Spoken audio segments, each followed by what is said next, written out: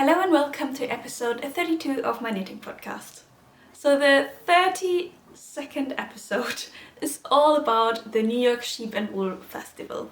I was able to go there on October the 15th, so it's quite some time ago now.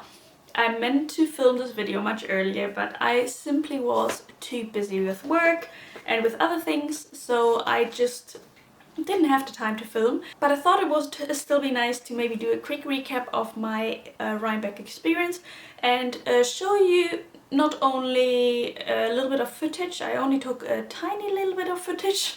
I wasn't feeling so comfortable with filming other people, but I'm gonna show you my acquisitions, which, yeah, I didn't leave empty-handed, let's say it like that. I bought quite a bit of yarn there, but I've also already started a couple of projects with the yarn that I bought at Rhinebeck, and I have one finished object that I would like to talk about as well.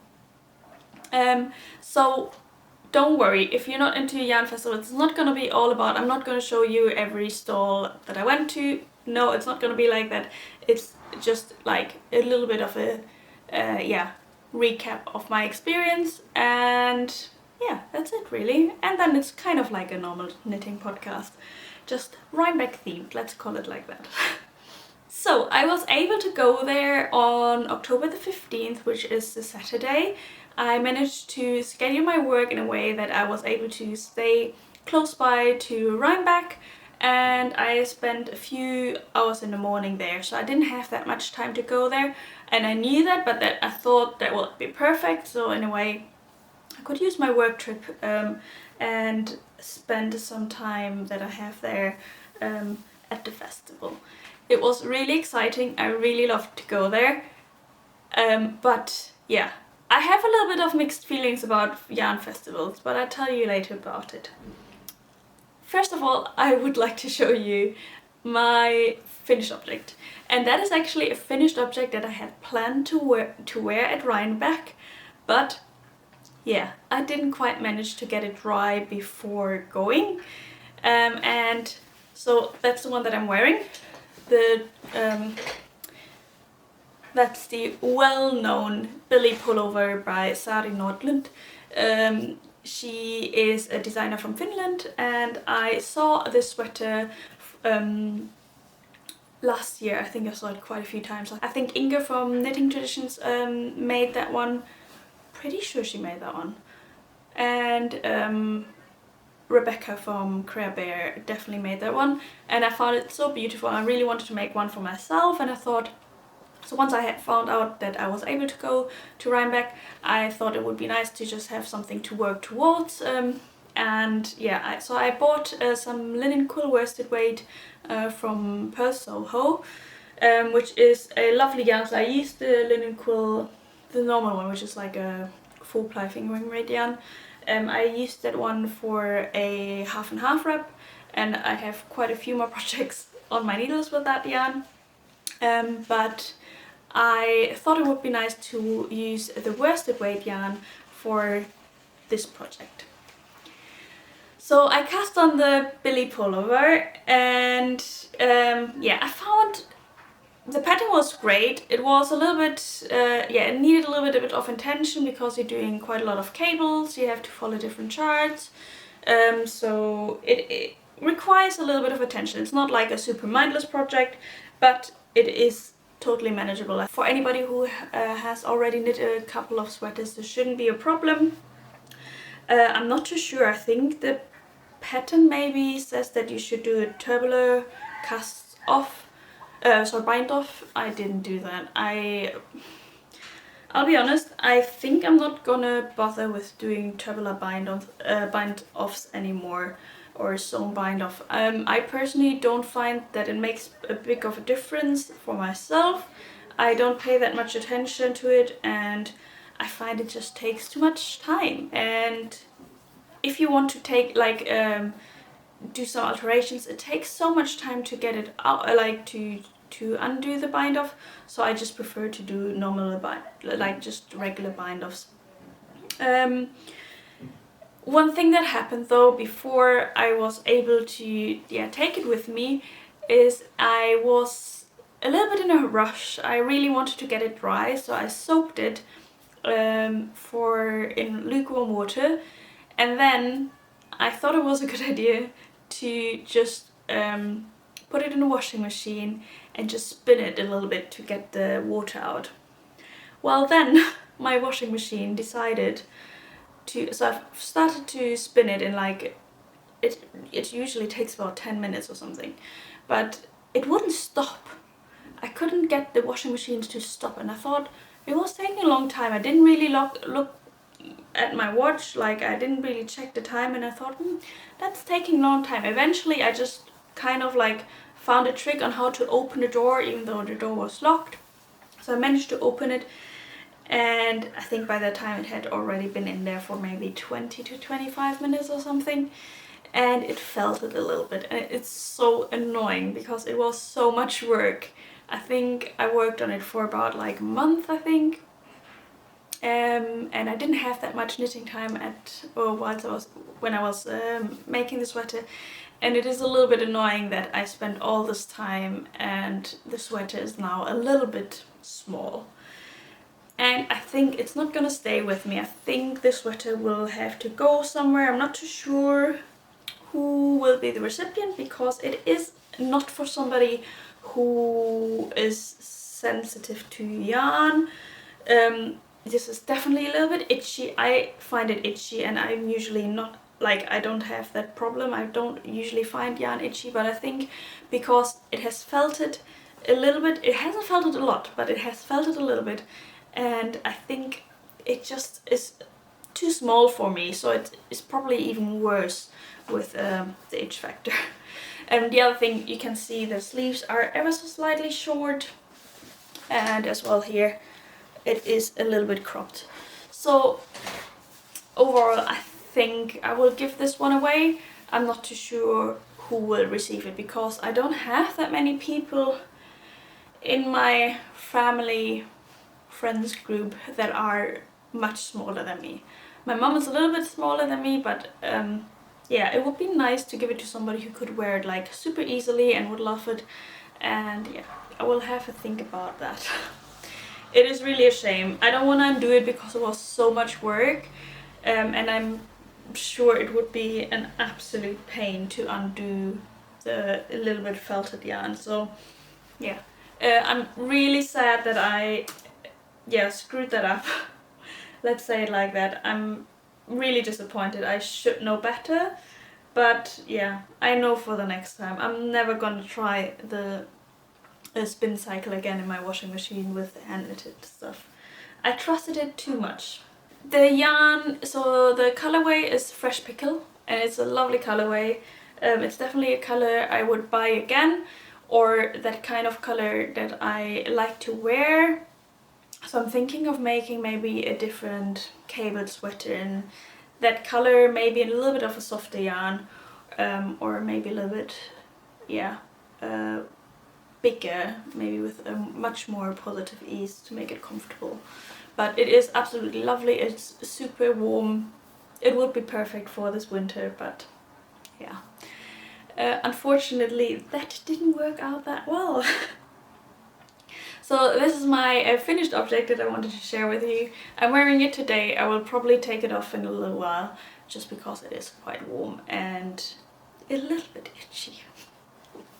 It's like, yeah, not for everybody for sure. So let's talk a little bit about my experience when I went to Rhinebeck. So when I got to Rhinebeck, it was I got there fairly early, around 8:45 I think, and I only had to wait maybe 15-20 minutes in the line. It was really quick to get in, and as soon as I was in, I tried to orientate myself and find out where I was going or what I really wanted to see. Actually, at the end I saw all the stalls. So when you get there, you get like a little program. Excuse me, sorry. You get like a little leaflet, and you can find all the information and all the vendors in there. And it comes with like a chart where you see where all the barns are. And yeah, so I tried to be quite strategical about how I found my way around. As I said, I went to all the stores, and I went to quite a few stores a couple of times because I found some yarn that I really wanted to buy, but then I wasn't too sure because I found something similar in a different at a different vendor. So I was walking back and forth between a couple of vendors. Like one of them was somewhere around here in the backyard, and one of them was in one of the big halls over here. So yeah. If I would go again, I would definitely know. I would know how to orientate myself there now.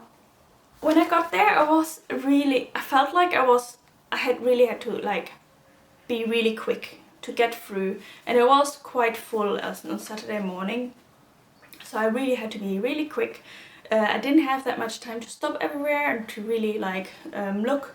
And the other thing is I had one project in mind that I wanted to buy yarn for, which I did, but then there was so much beautiful yarn. Like there were so many vendors that I was really like tempted to buy something from, but I didn't want to buy without a project in mind, and I mostly managed. I bought one whole sweater quantity without a plan, but I'm sure I will find something for it.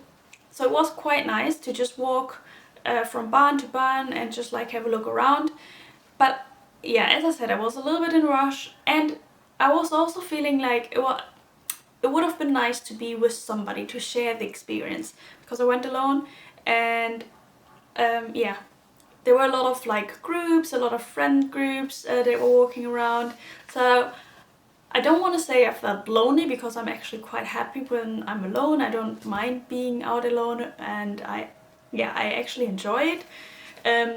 But it would have been nice to maybe have somebody with you that is maybe as passionate about yarn and wool as I am, and to just share it, just to have a little bit more out of the experience, because I think sometimes I was like, oh, that's really nice, but then if you just look at it yourself, you can't really like share and detect.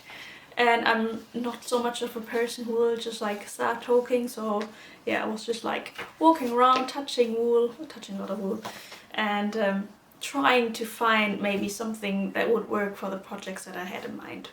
Eventually I found a couple of vendors that had the kind of yarn there, and almost in the colorway that I wanted to.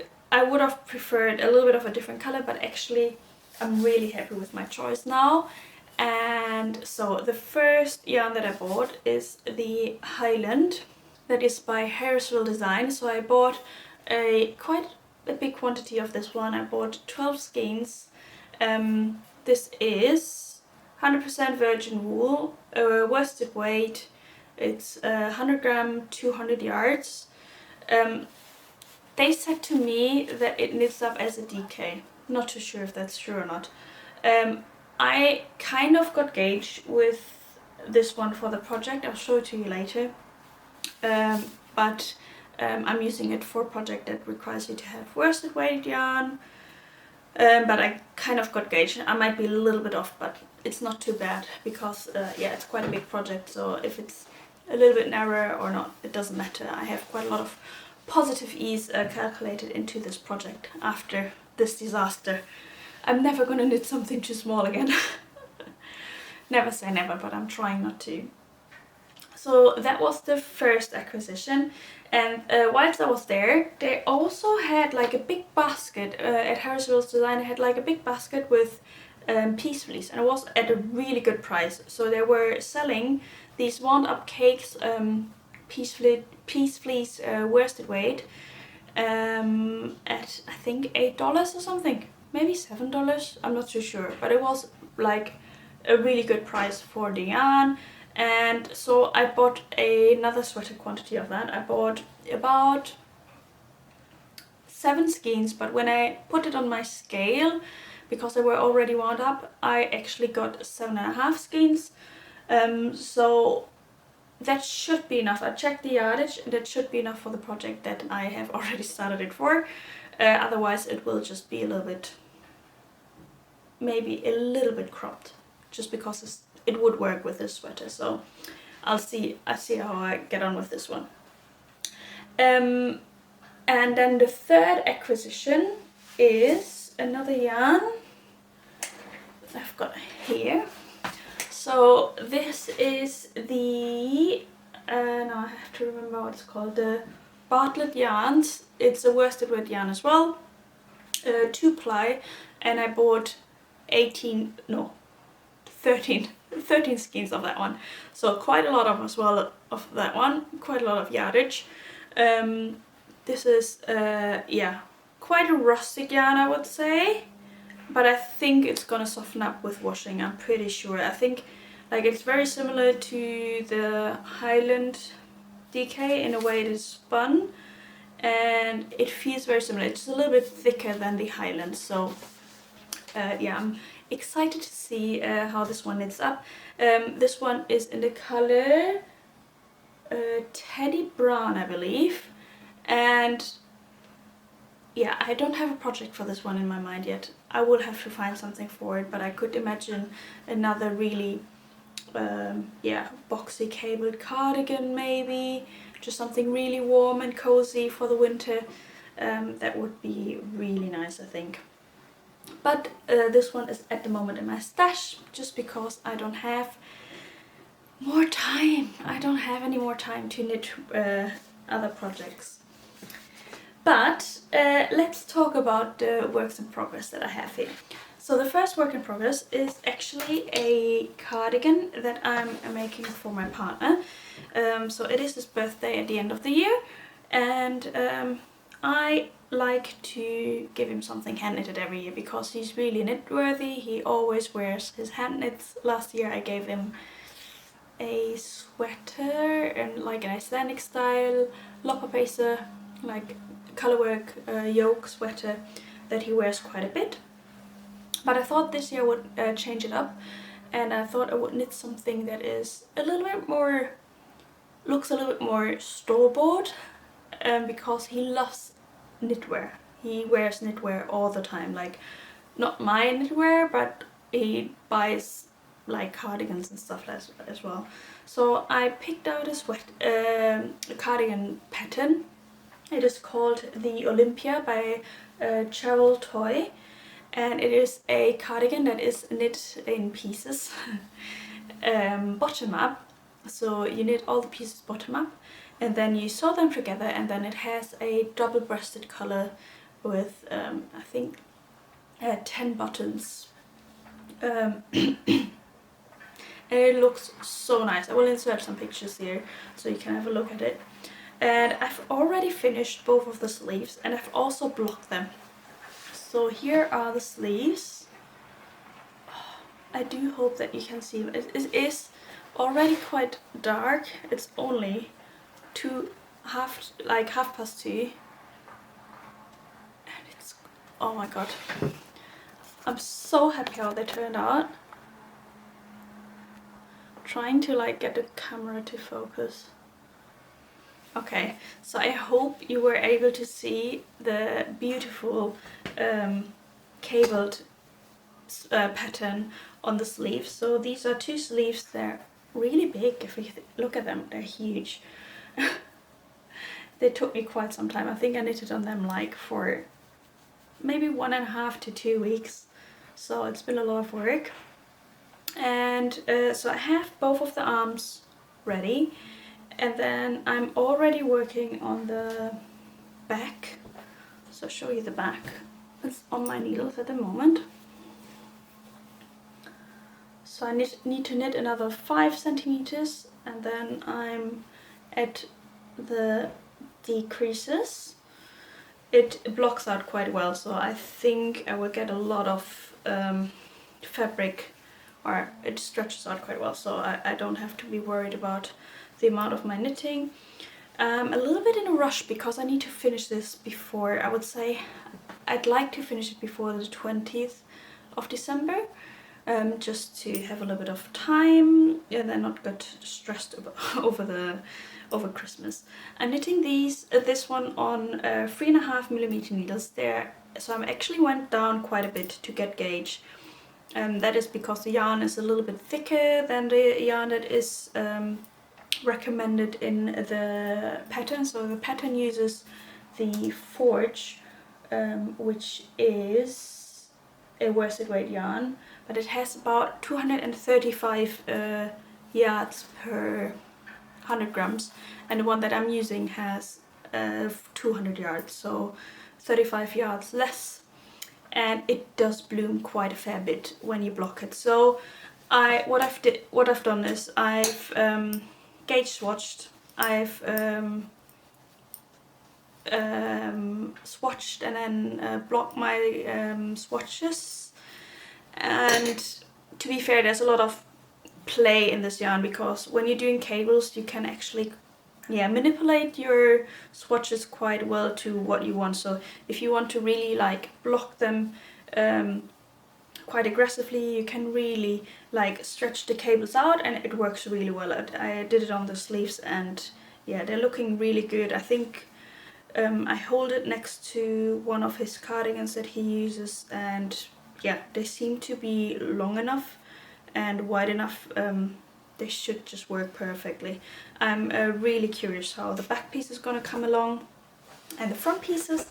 So my goal is to finish, it was actually my goal to finish the back piece by the second advent, which didn't work because yesterday was the second advent and I'm still working on it. I got a little distracted by some advent projects, so I need to change that. I need to work on that one now, and put the other projects on hold because they're not really, I don't have a time pressure besides of on that project. So yeah, quite I love the project. I think it's looking really nice, and I'm gonna be so proud when it's done, but I'm also looking forward that it will be done, because it is quite a lot of work. So there's quite a lot of cabling going on. Yes, some small cables that you have to do only over 2 stitches, so really easy, but you have to do them every second row. Then there's some other cables that come every, I think, 8th row. That's a little bit easier. But then there's some cables that go over quite a lot of stitches, and they're quite hard on the hands, and especially on the back piece there's quite a lot of these bigger cables that you have to work. So yeah, I'm looking forward to finish the back piece and then just work on the front pieces. I think they will work up really quick. Yeah, looking forward to finish this, definitely, but I'm really proud of how it's looking so far, and I think it's gonna look super duper. The thing what I mentioned about the needles, so I'm using the 3.5mm needles, and I'm using metal needles. I tried to knit it on wooden needles, but it was such hard work initially, so yeah, I changed that and it's working much better on the metal needles. I'm using the Knitter's Pride Mindful collection. Really happy with these needles. These are some that I bought last year, and they have become my favorite needles. I have them on these swivel cords that you can get, but there are some other swivel cords that are even better. They're from Lantern Moon. So if you can get this swivel cords from Lantern Moon and combine them with these metal needles, I think that's my favorite combination of needles and cords at the moment. I think I should make a video about my tools one day, right? I think so. The next work in progress is another project, or is another yarn that I bought at the New York Sheep&Wool Festival. So that's the piece Fleece, and the colorway is called Sakhalin Salmon. I hope I said it right. If you've watched my podcast for a while, you know that sometimes I just don't know how to pronounce these names, so I apologize. This is a really lovely, it's not an orange, it's not a red, it's a little bit salmon color, but it's got like some really nice pink speckles in there, and then yellow speckles as well. So it's a color that has a lot of depth, and even though I never wear this kind of color, I'm not so much of an orange person, I thought it would be nice to have something colorful for the winter. So I cast on the, very popular at the moment, the Guernsey Genser by Sandnes Garn. there it is. That's the back piece. I've started on that. It's coming along nicely. So that's a drop shoulder pattern. I can show you. So it's out of this pattern book, and you might have seen this pattern book in quite a few podcasts. I know Inga, she's knitting from it, and she's really liking it, as well as I think Anna Palko. I hope I said the name right. Yeah, she's knitted that this sweater as well, exactly the same one, yeah. So I'll show you the Guernsey Genser in here. So that's the one.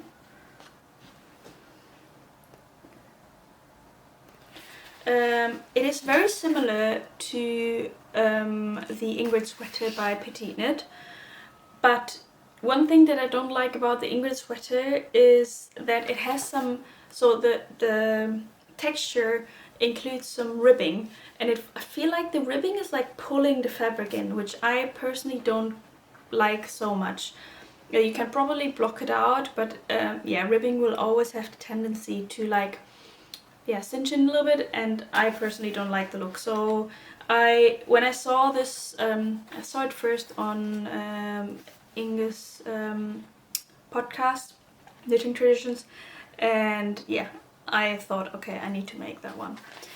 Another one that I have the yarn for, whilst I'm on it, I have the yarn for this one, the Amy Slipover. I really want to make that one.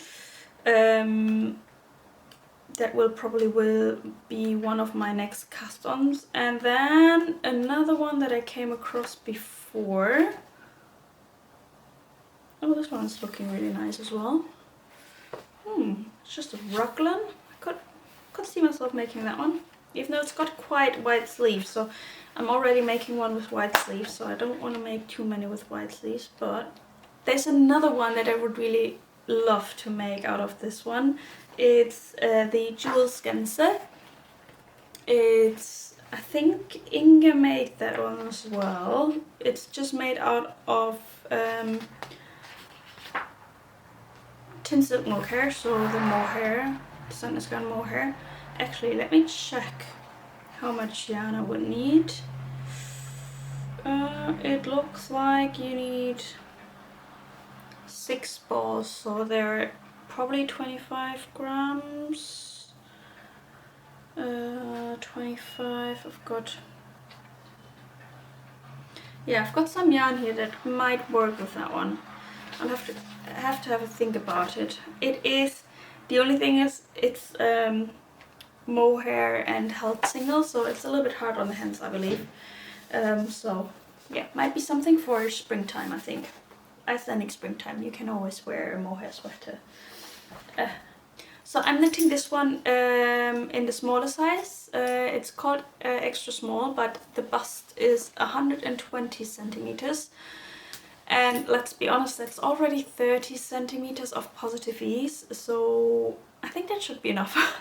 It is a drop shoulder pattern, so it shouldn't, even with 30 centimeters, I should have plenty of space. I saw that it is quite oversized and boxy, and I don't want to have it much bigger, so I'm quite happy with that size, and I'm looking forward to wearing this one. This is a little bit on hold at the moment, just because I don't want to spend so much time of my very little knitting time that I have at the moment on this project. So I'm just putting this on hold and waiting to finish my Olympia cardigan before I continue with this one. This one I'm knitting on 4.5 millimeter wooden needles. No, I'm lying. I'm using actually 4 millimeters. Sorry, I don't know why I wrote down 4.5. Yeah, I'm using 4 millimeters wooden needles. I used wooden needles because I was flying as a passenger a few times, and I thought I wanted to be on the safe side, to have something with me that I can, that I could knit in a plane. And actually I had other projects with me on metal needles, and it wasn't a problem either, so it worked out quite well. normally I try to have at least one project with me just in case to take my needles off me, because I think I would be very disappointed if I would be for so many hours without any project. Yeah, so these are my works in progress. And actually, so these were all my acquisitions from Rhinebeck. I bought like a few little things, like I bought a few bumper stickers for friends, and for an advent calendar that I'm making. And yeah, besides of that, I just had a little bit of food there. And then I tried to get away there a little bit early, because it was quite hard to get an Uber. And I think if I would go again, I would definitely rent a car to be a little bit more independent. And I was worried that I wouldn't get an Uber in time, and I was I had a few other options, so I wasn't going to get stuck, but I couldn't really relax that much because I needed to be back by a certain time, and I wanted to rest. And so yeah, I think next time if I go again, I would definitely rent a car, and I would go in my own time, so I would make a trip out of it. But that said, let's talk about the things that I liked and the things that I didn't like. So the amount of vendors was amazing. So there was so much choice, and it was really nice to just like roam around. There were so many different kind of vendors. So you had pottery there, quite a bit of pottery.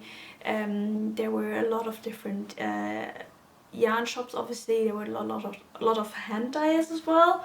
Some of like bigger names that I really wanted to have a look at. And then there was also like a full food hall of like different kind of food vendors. A lot of food trucks where you could just buy something straight away. And I really liked it. I like variety of different kind of vendors, and you could also go to the barns and have a look at the sheep and the different breeds of sheep. So that was really interesting. I really liked the vibe as well, so it was really positive. There were a lot of groups. You could see that a lot of people were meeting people that I have met maybe beforehand. You see, like there were a lot of people wearing the same sweaters and like the same groups. There were obviously, I've never seen so many hand-knit sweaters in one place, but there were so many Andra Maori sweaters. And now I can't for the life of me think of the name of the pattern. Yeah, there were so many. And that was actually really nice as well. So I saw quite a few people that I know from podcasts, or that I've seen before, or that I follow on Instagram. I saw them there. That was quite nice as well. I'm not the kind of person who will probably approach like anybody. Besides of one, I saw a Rachel from ZZ Textiles, and she's actually the one that knitted her wedding dress. So I think what was the account called? I think it's called Getting Married in a Sweater. Her Instagram is called Married in a Sweater. Maybe she was called Getting Married before, because she obviously got married now.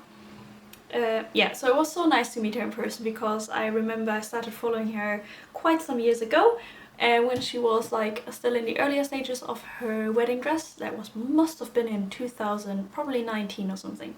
So, and I've been in contact with her a few times, just like I've always been admiring her sweater or her dress. And yeah. And then I saw her just there, and it was really nice to just say hello and a quick little chat. I saw quite a few other people as well, people also that said hello to me, which was really nice. I didn't expect that at all. That felt a little bit weird, but really nice. So if you ever bump into me, don't feel, you can say hello. I'm really happy if you say hello. But it was a little bit weird, because obviously I'm just doing this, and I never think about the people who watch it really. Well, I do think of you, but like I don't think of you like in a way that, oh, there's like I don't know, 5,000-6,000 people who've seen it. So yeah, that was really exciting and really fun. The other thing, seeing so many handknit sweaters, it was like was so much inspiration, and you see what people do make out of the sweaters, like of certain designs, and it's so interesting to see how what people make out of a sweater by choosing the yarn, by choosing the colors. So that was really nice. I should stop saying it's really nice, but it was extremely impressive to see that many different versions of certain sweaters. Yeah, so I had a great time roaming around like the fairy grounds. It was really great. On the other hand, there were quite a few things that I didn't like so much. So I felt a little bit like, especially initially, I felt like I had so much pressure of seeing everything, which was completely self-induced. But yeah, I was like rushing around, and like I couldn't really enjoy it. And because I was obviously a little bit on like a I had a little bit of time pressure, so I was doing my best to be done by a certain time, which didn't help. So that was maybe, yeah, something that I didn't enjoy about it. Also, what I said before, I felt a little bit alone there, and it would have been nice to share this experience with somebody. So next time I go to a yarn festival, I'll definitely make sure to try to go with somebody that I know, or meet up with somebody that I know, just to experience it with somebody else. But yeah, overall it was a great experience. I would go there again. Not too sure if I would spend so much money on traveling there and spending the whole time there, so it would have to like kind of work with other maybe travel plans. Just because it is quite expensive if you think about it. Like if you buy quite a bit of yarn like I did this time, it gets expensive. So I don't think I would just specifically travel to upstate New York for that. But if you're around this area and it doesn't cost you so much, and you're up for an experience, or you want to do like a little woolly yarny holidays with your friends or somebody that you know, I think it's absolutely great. And if you make like a little trip out of it, why not? And upstate New York in this time of the year, oh my god, it's so beautiful. It reminded me a lot of Canada. I used to live in Canada for a year during my high school, and so yeah, it was very, very beautiful. And I think upstate New York is definitely a place where I would consider going just in autumn for like maybe a little, I don't know, weekend in a cabin or something. Yeah. Yeah, so this is all what I wanted to tell you about Rhinebeck. I hope you enjoyed this a little bit of a different episode today. I will be back with another episode very soon. I have a lot of yarn here that I would like to show you, and quite a lot of projects. So I will film that in the coming days. I thought I would film it today, but actually it's getting so dark and I can hardly show you anything. So I will leave it like that, and I hope to see you very soon again. Until then, keep on knitting, and I see you soon. Bye bye!